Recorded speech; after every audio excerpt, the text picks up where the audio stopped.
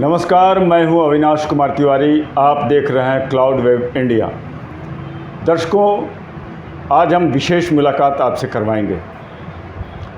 हमारे शरीर के लिए यूँ तो हर अंग मायने रखता है। किसी एक अंग के बगैर हम अधूरे हैं, हमारा जीवन अधूरा है। लेकिन हमारे शरीर में दांत एक ऐसा अंग है जो मैं समझता हूँ कि आधार है वो, क्योंकि वहीं से भोजन की पाचन क्रिया मेरे ख्याल से आरंभ हो जाती है और उसी भोजन से जो ऊर्जा मिलती है और उसी से हम ऊर्जान्वित होकर के अपनी कर्मठता का परिचय दे पाते हैं।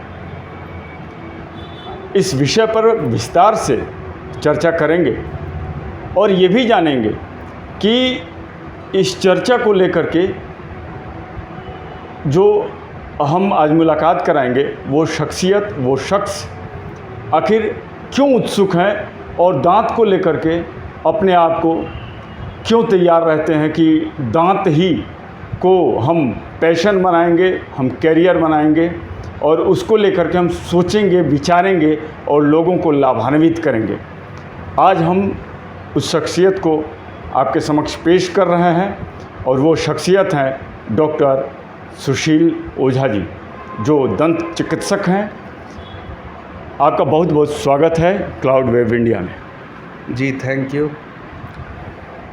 डॉक्टर साहब, आपसे सर्वप्रथम ये जानना चाहेंगे कि आपने दांत को चुना अपने चिकित्सीय कर्म में, तो दांत को ही क्यों चुना और दांत हमारे लिए कितना अहम है और इन चीज़ों को लेकर के इस चिकित्सा क्षेत्र में आप दांत को लेकर के क्यों अपने आप को इसमें परिश्रमी बनाया और इसमें क्या हासिल करना चाहते हैं? सबसे पहले तो मैं ये बताना चाहूँगा कि मैं एक डॉक्टर फैमिली को बिलोंग करता था। मेरे फादर यहाँ के प्रसिद्ध फिजिशियन डॉक्टर विश्वनाथ ओझा हैं, जो कि बहुत ही सीनियर डॉक्टर हैं। 12वीं के बाद जब कैरियर का हुआ तो मेरा बायोलॉजी था, तो ऑब्वियसली एक मेडिकल फील्ड के तरफ रुझान तो थी ही। जब मैंने एग्ज़ाम्स दिया तो उस समय मुझे डेंटल का सीट मिला। मुझे उस समय ये समझ में नहीं आ रहा था कि डेंटल ज्वाइन किया जाए या फिर मेडिकल की तरह आगे और परिश्रम किया जाए, क्योंकि लोग डेंटल को अपना कैरियर सेकेंडरी मानते हैं। प्राइमरी फोकस MBBS या MD या MS की तरफ रहता है। डेंटल को लोग एक सेकेंडरी कैरियर के रूप में इसलिए भी देखते हैं क्योंकि लोग इसके प्रति जागरूक नहीं हैं। और उस समय मैं भी बहुत कंफ्यूज था कि इसको लिया जाए या नहीं लिया जाए। मेरे फादर ने उस समय मुझे गाइड किया कि इसमें कैरियर काफ़ी सुनहरा है, धीरे धीरे लोग मोटिवेट हो रहे हैं और डेंटल की तरफ आगे बढ़ रहे हैं। चूँकि डाल्टनगंज एक बहुत छोटा सा शहर है, यहाँ 1-2 डॉक्टर हैं, इसमें कैरियर बनाना उत्तम रहेगा। जब मेडिकल स्कूल में एडमिशन हुआ तो फर्स्ट ईयर की पढ़ाई हमारी दोनों लगभग एक ही जैसी होती है। MBBS बच्चे ज़्यादा डिटेल्ड में पढ़ते हैं, डेंटल में उसके बनिस्बत 50% कम पढ़ाई होती है, क्योंकि डेंटल के अपने अलग सब्जेक्ट्स होते हैं। फर्स्ट ईयर में तो उतनी बातें समझ में नहीं आई। सेकेंड ईयर से हमारा प्री क्लिनिक्स चालू हुआ। जब प्री क्लिनिक्स चालू हुआ तो हमें क्ले मॉडल, कास्ट मॉडल इनमें प्रिपेयर किया जाता था फैंटम हेड के अंदर में। थोड़ी और इंटरेस्ट बढ़ी थर्ड ईयर में, जब हमें पहली बार पेशेंट देखने को मिला और लगा कि अब शायद हमें कुछ आता है। टीचर्स ने बहुत मेहनत किया, बहुत मोटिवेट किया, क्योंकि उस समय ये कैरियर इस तरह नहीं लिया जाता था। बड़े शहरों में डेंटल का इलाज होता था, लोग उत्साह से जाते थे डेंटल क्लिनिक में, लेकिन हमारे जैसे साधारण जगहों पे, डाल्टनगंज जैसे जगहों, रांची, बिहार, झारखंड में डेंटल एस्पेक्ट का वैसा करियर नहीं था। नाम चुने हुए डॉक्टर्स थे और बड़े शहरों की तरफ ज़्यादा जाते थे। जो पूंजी वाले लोग थे वो सोचते थे कि हम अपना इलाज एक बेहतर जगह पे कराएं जहां हमें बेहतर सुविधा मिले। हम लोग मोटिवेट होते हुए धीरे धीरे काम सीखने लगे। फाइनल ईयर आते आते फ्री हैंड पेशेंट्स मिलना चालू हुआ। टारगेट दिया जाता था कि इतना पेशेंट हमें करना है और आपको अच्छे से करना है। काफ़ी स्ट्रिक्ट पढ़ाई थी, काफ़ी सारे एग्ज़ाम्स थे, प्रैक्टिकल था, थ्योरी था। इंटर्नशिप के अंदर में ये लगा कि इसमें बहुत ही सुनहरा कैरियर है और आप अगर अच्छे से मेहनत करें तो किसी भी फील्ड में आगे जा सकते हैं। उस समय मुझे अपने फादर की ये बात याद आई कि परिश्रम तो जी तोड़ के करना है। अगर आप पेशेंट को मोटिवेट करें, उसकी काउंसलिंग करके करें तो धीरे धीरे डाल्टनगंज में भी लोग जागरूक होंगे। दर्शकों, आपने जाना जाने माने डॉक्टर, प्रसिद्ध डॉक्टर, फिजिशियन डॉक्टर विश्वनाथ ओझा को कौन नहीं जानता है। मुझे लगता है कि इस पलामू ज़िले में हर एक आदमी उनसे लाभान्वित हुआ होगा। उन्हीं के ये सुपुत्र हैं डॉक्टर सुशील कुमार ओझा और ये दंत चिकित्सक के रूप में अपनी सेवा देने के लिए आतुर हैं। मैं कहूँगा आतुर हैं, एक बेहतर रिजल्ट देने के लिए दांत को लेकर के आतुर हैं। डॉक्टर साहब, आपने ये पढ़ाई कहाँ से की? जी, मैंने ये पढ़ाई प्राइवेट डेंटल कॉलेज भारतीय विद्यापीठ से की, जो एक डीम्ड यूनिवर्सिटी थी। मैंने डाल्टनगंज में क्लिनिक 2007 में इस्टेब्लिश किया, सारे म्यूनिसिपैलिटी के परमिशंस लेते हुए और सारी रजिस्ट्रेशंस कराते हुए, क्योंकि हमें लोकल बॉडी से भी परमिशन लेना पड़ता है और सारे दस्तावेज़ तैयार करने पड़ते हैं, तभी आपको ये सुविधा करने की अनुमति रहती है अपने क्षेत्र में।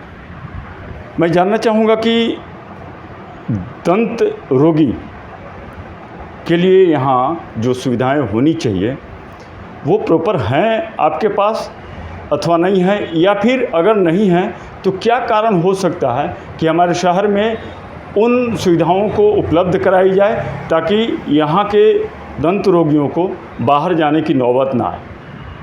सबसे पहले तो दो बातों का ध्यान में रखना है कि आप इलाज कराने का समय कौन सा चुनते हैं। एक पेशेंट है जो बहुत जागरूक है, वो हमेशा दांतों की सफाई रखता है, क्योंकि ओरल हाइजीन सबसे इम्पॉर्टेंट चीज़ है, जो कि हमारे तरफ काफ़ी उसको ध्यान नहीं दिया जाता है और तरह तरह की बीमारियां होती हैं। नेग्लेक्टेड एस्पेक्ट इसलिए भी है क्योंकि पेशेंट को मोटिवेट नहीं किया गया, उसको ये नहीं जागरूक करना हमारा कर्तव्य था। थोड़ी मेहनत ज़रूर करनी पड़ती है, लेकिन अगर अच्छे से काउंसलिंग किया जाए तो पेशेंट ज़रूर तैयार हो जाते हैं काम कराने के लिए। दूसरा पहलू मैं ये करूँगा कि पेशेंट आता है मुख्य धारा से कि हमें दांत निकलवाना है। आज के समय में ऐसे ऐसे इलाज संभव हैं दांतों के लिए, जैसे रूट कैनाल ट्रीटमेंट, जिससे दांत बचाया जा सकता है।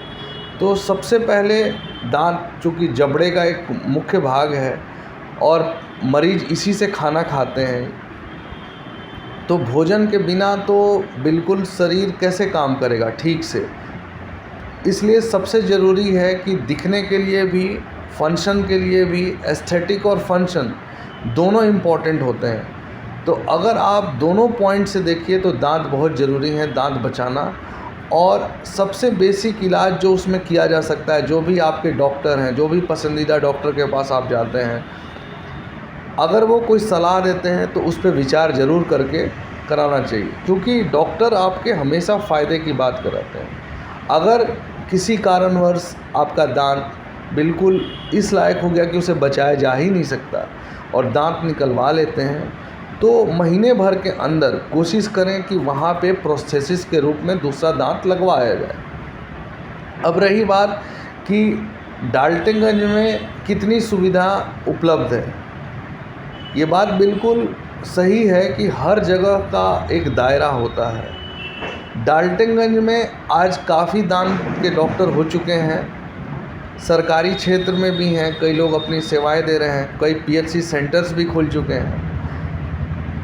अगर आप एक अच्छा इलाज कराना चाहते हैं, बिल्कुल जाएं और जो डॉक्टर आपको दे रहे हैं ट्रीटमेंट, जो आपको काउंसलिंग कर रहे हैं, वो बिल्कुल इलाज कराएं, प्रोवाइडेड कि वो जगह बिल्कुल साफ़ सुथरी हो।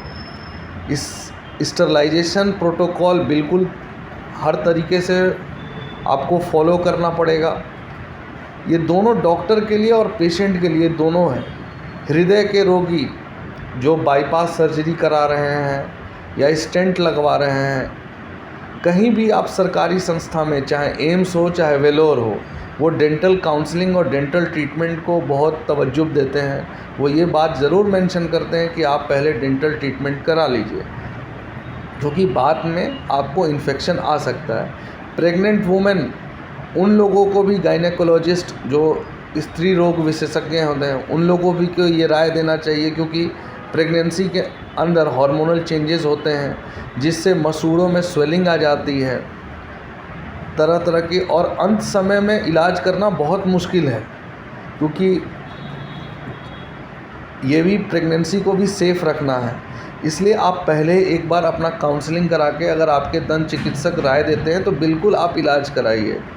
तरह तरह की बीमारियां हैं, उसमें हमें इन सारी बातों का ज़रूर ध्यान देना होगा, और साल में कम से कम 2 बार डेंटल ट्रीटमेंट कराना ज़रूर चाहिए। अब रही बात कि हमारे पास क्या क्या सुविधाएं हैं और क्या क्या नहीं है। यहाँ पर मुख्य चीज़, जितने भी डेंटल ट्रीटमेंट होती है, लगभग सारा काम हो सकता है। दांत निकालना, दांत बनाना, दांत को बचाना, दांत की सफाई, दांत का एक्सरे, टेढ़े मेढ़े दांतों को ठीक करना, दंत रोपण, ये सब कुछ हो। जिस इंसान को जिस तरह की ट्रीटमेंट ज़रूरी है वो स्वयं ना निर्णय ले, क्योंकि वो गलती कर सकता है। डॉक्टर की परामर्श के बिना ना कोई पेस्ट इस्तेमाल करे ना ये करे, क्योंकि कोई भी पेस्ट, सब में दवाइयाँ रहती हैं, हो सकता है उनके लिए वो नुकसानदायक हो। इसलिए अपना दवा लेकर खुद ना खाएं। हर बॉडी अलग है, हर पेशेंट अलग है, हर एक केस अलग है। जो आपके डॉक्टर आपको सजेस्ट करते हैं वही आप ट्रीटमेंट कराएं। बहुत अच्छी और गूढ़ बातें बताई हैं आपने दांत के बारे में, कि दांत को कैसे हम सहेज सकते हैं। थोड़ी और जान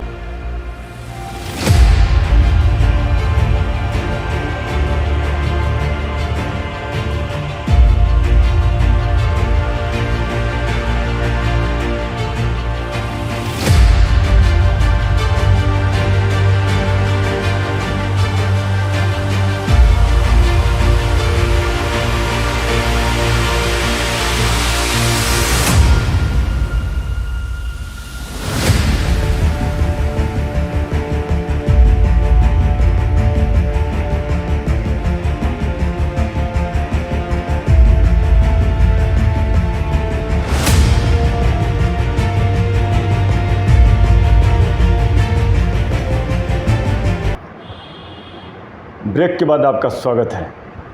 दर्शकों, बहुत सारी जानकारियां हम लोगों ने पाई। डॉक्टर सुशील कुमार ओझा दंत चिकित्सक हैं हमारे डाल्टनगंज में, और ये अपनी सेवा देते हैं शहीद समाज चौक डाल्टनगंज में। मुस्कान डेंटल क्लिनिक के नाम से क्लिनिक चलता है, और एक अच्छी भावना के साथ लोगों को लाभान्वित कर रहे हैं। डॉक्टर साहब, हमारे मुंह से दुर्गंध आती है जी। दांत से खून भी रिश्ता है, ये एक समस्या, और भी कई समस्या दांत को लेकर के हो सकती है। वो क्या समस्याएं हैं और क्यों हैं? देखिए, मुंह से खून आना यानी ब्लीडिंग गम्स, दांत से बदबू या स्मेल आना, इसका ये मतलब हुआ, इस बीमारी को हैलिटोसिस कहते हैं। सबसे पहला ट्रीटमेंट इसमें ये दिया जाता है कि एक साधारण आदमी को कि ब्रश, पेस्ट और माउथ वॉश दिया जाए, जिसका वो 30 दिन तक प्रयोग करें। स्पेशली माउथ वॉश, क्योंकि ज़्यादा प्रयोग से माउथ वॉश से भी स्टेनिंग आता है, यानी दांतों पे भी रंग चढ़ जाएगा। ये एक लिमिटेशन है जो लोग जानते नहीं हैं, कंटिन्यू यूज़ करते रहते हैं। और दूसरा, अगर बहुत ज़्यादा गंदगी है, लाभ नहीं हो रहा है, तो फिर दांतों की सफाई ज़रूर करें। इस सफाई कराने से क्या है, सारा गंदगी निकल जाएगा। जब निकल जाएगा और दांत जो मशीन से सफाई किया जाता है वो अल्ट्रासोनिक मशीन है, वो दांतों को बिल्कुल नहीं घिसता। ये भ्रम है लोगों को कि दांतों की सफाई के बाद दांत उनका हिलने लगेगा या दांत घिस जाएगा। इससे बिल्कुल दांत घिसता नहीं, उससे पानी निकलता है और वो वेव प्रोपोगेशन पे चलता है, यानी सिर्फ वो गंदगी काटेगा और डॉक्टर बहुत अच्छे से करेंगे। जिनका गुटखा पान मसाला जो खाते हैं वो भी इस चीज़ को ज़रूर कराएं। हाँ, थोड़ा सा कनकनी ज़रूर होता है दांतों को सफाई कराने के बाद, जो 5 दिन 10 दिन या 13-14 दिन में ठीक हो जाता है, क्योंकि मेडिकेटेड पेस्ट डॉक्टर रिकमेंड करेंगे और उस पेस्ट को आप उपयोग करें और ब्रश कृपया सुबह शाम करें। अलग अलग तरह की बीमारियां होती हैं डेंटल में। अगर किसी को दांत में कीड़े लग गए और साधारण ऊपरी सतह यानी एनामेल है, जो सबसे हार्डेस्ट पार्ट है अपने ह्यूमन बॉडी का, अगर उसमें सड़न है तो आज के दिन में आप कंपोजिट फिलिंग करा सकते हैं, जो बिल्कुल डेंटल टूथ कलर का होता है और सबसे अच्छा इलाज माना जाता है। अलग अलग तरीके के डेंटल मटेरियल्स आते हैं, आप जैसा डॉक्टर रिकमेंड करें उस हिसाब से ट्रीटमेंट करा लें। अगर सड़न उससे ज़्यादा है और नसों तक पहुंच गया, यानी पल्प इन्वॉल्व है और जड़ों में भी पहुंच गया इन्फेक्शन और काफ़ी दर्द और सूजन है, तो अगर दांतों को बचाया जा सकता है और डॉक्टर आपके रिकमेंड करते हैं तो RCT ज़रूर कराएं, जिसका नाम है रूट कैनाल ट्रीटमेंट। इसके बाद आपका बीमारी भी ठीक हो गया, दांत भी वही रह गया और सिर्फ एक कवच के रूप में हम लोग कवर लगा देते हैं ताकि दांत फ्रैक्चर ना हो। आर्टिफिशियल नस डाला जाता है इसमें, जिसको GP पॉइंट्स कहा जाता है, गटा पर्चा पॉइंट्स। इससे आपका सबसे पहला रहता है कि जबड़े का जो एंकरेज है वो बिल्कुल हिलता नहीं, जबड़ा उसी तरह फंक्शन करेगा जो पहले फंक्शन करता था जब आपका दांत ठीक था, और निकालने वकलने की कुछ नहीं। अगर अच्छे तरीके से RCT किया जाए तो 10 साल तो आराम से दांत चलता है। ठीक है, ये बात है। दांत के विषय में जो दर्शकों को आपने बताया, और क्या बीमारी हो सकती है दांत को लेकर के। कभी कभी ये भी देखा जाता है कि हम तंबाकू का सेवन करते हैं, गुटखा का सेवन करते हैं, क्या इन सब चीज़ों से व्यापक हानि होती है क्या दांत को? बिल्कुल होती है और बहुत अच्छा सवाल है ये। सबसे पहला है कि तंबाकू का सेवन करने से oral submucous fibrosis, leukoplakia, बुल्लस leukoplakia, ये सब तरह की पेम्फिगस जैसी बीमारियां हो सकती हैं, जो बहुत ही ख़राब बीमारियां हैं, ऑटो इम्यून डिसऑर्डर्स के रूप में आती हैं। अब आप इन सब चीज़ों का इलाज तो करा लेंगे, दवाइयाँ बहुत लंबी चलेंगी, सर्जिकल ट्रीटमेंट में भी आप जाएंगे, लेकिन ये बिल्कुल पहले की तरह तो ठीक हो नहीं सकता। और अगर कोई व्यक्ति इसका अत्यधिक सेवन कर रहा है, गुटखा या तंबाकू मुंह में रखकर सो जाने वाले लोग, ये तो कैंसर का बुलावा दे रहे हैं। माउथ कैंसर हो सकता है, जिसको स्क्वैमस सेल कार्सिनोमा कहा जाता है। तो मुझे तो कहना ये चाहिए कि युवाओं को इन सब चीज़ों से दूर रहना चाहिए। अगर कोई सेवन भी कर रहा है तो धीरे धीरे आप, बिल्कुल तुरंत नहीं, धीरे धीरे आप अपना हैबिट चेंज कीजिए, मुंह का सफाई रखिए, एंटीऑक्सीडेंट्स दवाई खाइए और डॉक्टर से मिलते रहिए, क्योंकि जो फिज़िकल लॉस है वो आपका इरिपेरेटिव है। आप सर्जिकल ट्रीटमेंट से उसको सिर्फ थोड़ा सा फंक्शनल बना सकते हैं, लेकिन पहले जैसा होना नामुमकिन है। अधिकांश लोगों को देखा जाता है, आए दिन ये शिकायतें रहती हैं कि दांत में दर्द हो रहा है, दांत में दर्द हो रहा है, परेशान हो जाते हैं लोग। कहीं झड़ाने फुकाने वाली व्यवस्था भी है हमारे समाज में, तो इन चीज़ों को कैसे देखते हैं? देखिए, सबसे पहले ही बात मैंने जो शुरुआत में कही कि लोगों को जागरूक नहीं किया गया। डेंटल प्रैक्टिस करना एक अलग बात है कि आप अपने चैम्बर में चले गए और पेशेंट जो बोल रहा है आप सिर्फ वो सुन कर रहे हैं। अगर आप उसको मोटिवेट नहीं कर रहे हैं, वो शिक्षित नहीं हो रहा है, आप कोई भी ट्रीटमेंट दे दें, उसको कोई फ़र्क नहीं पड़ने वाला, क्योंकि वो अपनी आदतों से बिल्कुल बदलने वाला नहीं है।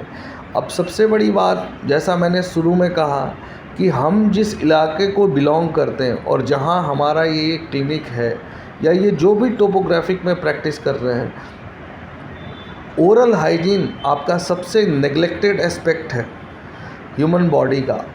कोई भी ट्रीटमेंट, कोई भी ध्यान देने वाला नहीं है। तो आप इसको बहुत मोटिवेट करें। पेशेंट जब आता है तो उसको ये बात की ज़रूर जानकारी दें कि आपको ओरल हाइजीन जो है बिल्कुल मेंटेन करने का है। दूसरी बार, सुबह शाम ब्रश करना है। डॉक्टर से साल में कम से कम 2 बार मिलना है। लोगों को ये लगता है कि हमारा एक दांत ख़राब था, हमने एक ट्रीटमेंट करा लिया, अब ये ज़िंदगी में कभी दोबारा नहीं होगा या दूसरे दांतों में नहीं होगा। ये गलतफहमी को बिल्कुल अपने दिमाग से निकाल दें। आपको साल में 2 बार डेंटिस्ट से ज़रूर मिलना चाहिए। हो सकता है कि बहुत साधारण सा इलाज से जो आपका हो सकता है दांत ठीक, उसके लिए आप उसको आरसीटी में डेवलप ना कराएं। एक अहम सवाल, अक्सर दुर्घटनावश, जो मेरे साथ भी एक बार हुआ था, दुर्घटनावश मेरा जबड़ा टूट गया था। तो ये जबड़ा टूटने पर हम रांची गए हुए थे। कदाचित यहाँ डाल्टनगंज में इलाज नहीं हो पा रहा था तो वहाँ रेफ़र कर दिया गया था।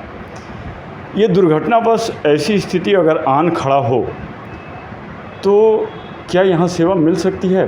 क्योंकि जबड़ा के बिना दांत और फिर दांत के बिना कुछ नहीं, तो ये बहुत आवश्यक हो जाता है कि जबड़ा हमारा दुर्घटना में सेफ़ रहे। आमतौर पर हम हेलमेट नहीं लगाते हैं, ट्रैफिक में चलते हैं तो गाड़ियों से चलते हैं, ये 2 पहिया वाहन से, तो उसमें दुर्घटना में हमारे जबड़े को नुकसान होने का बहुत ज़्यादा डर रहता है, दांत को नुकसान होने का बहुत ज़्यादा डर रहता है। तो आप इस पर प्रकाश डालिए कि जबड़ा अगर टूट जाए तो वो कैसे हम डाल्टनगंज में इलाज करा सकें उसका? सबसे पहली बात कि जो एक्सीडेंट हुआ है उससे पेशेंट को कितना नुकसान हुआ है। सपोज़ कीजिए कि पेशेंट बाइक चला रहा है और हेलमेट नहीं पहने हुए हैं। चोट जो है सिर्फ दांतों में तो लगेगी नहीं, वो सर में भी लगेगा, गर्दन में भी लगेगा। तो डिपेंड करता है कि पेशेंट को चोट किस प्रकार का लगा है, उस हिसाब से उसका इलाज होना चाहिए। 3 चीज़ें सबसे इम्पॉर्टेंट हैं एक पेशेंट को जीवित रखने के लिए, वो है ABC, एयरवे, ब्रीदिंग और ब्लड सर्कुलेशन। अगर सबसे पहले ये तीनों चीज़ों को है, इसके बाद इलाज। पहले पेशेंट को स्टेबलाइज़ किया जाता है कि वो सांस ले सके, आराम से है, खून को रोक दिया गया जो बहता हुआ खून है। अब रहा बात की डेंटल ट्रीटमेंट। फ्रैक्चर डेंटल में कई तरह के होते हैं। अगर जबड़े का फ्रैक्चर है तो उसके लिए 2 इलाज है, एक जो वायर से बांधा जाता है जिसको IMF कहा जाता है, और दूसरा बोन प्लेटिंग किया जाता है। IMF में पेशेंट का मुंह बंद जाता है, ऊपर नीचे आर्च बार लगाए जाते हैं। इससे होता क्या है, वो कुछ खा नहीं पाता है। बोन प्लेटिंग से पेशेंट अगले दिन से लिक्विड डाइट पे चला जाएगा। 6 से 8 हफ्ते दोनों चीज़ें रहती हैं। पेशेंट स्टेबलाइज कर जाता है और दवाइयाँ दी जाती हैं। अगर सिर्फ चोट दांतों में लगी हुई है तो जी हाँ, आज उसकी सेवा यहाँ उपलब्ध है।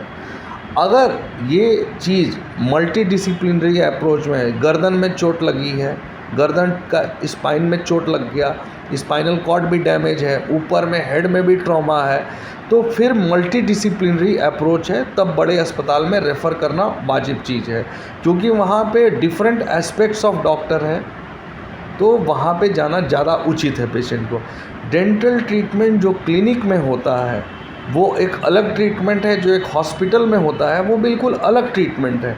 हॉस्पिटल में मल्टी डिसिप्लिनरी अप्रोच से काम किया जाता है कि डिफरेंट तरह के डॉक्टर्स आ रहे हैं और आपको अपनी जो आपको गंभीर समस्या है उसका इलाज करा रहे हैं।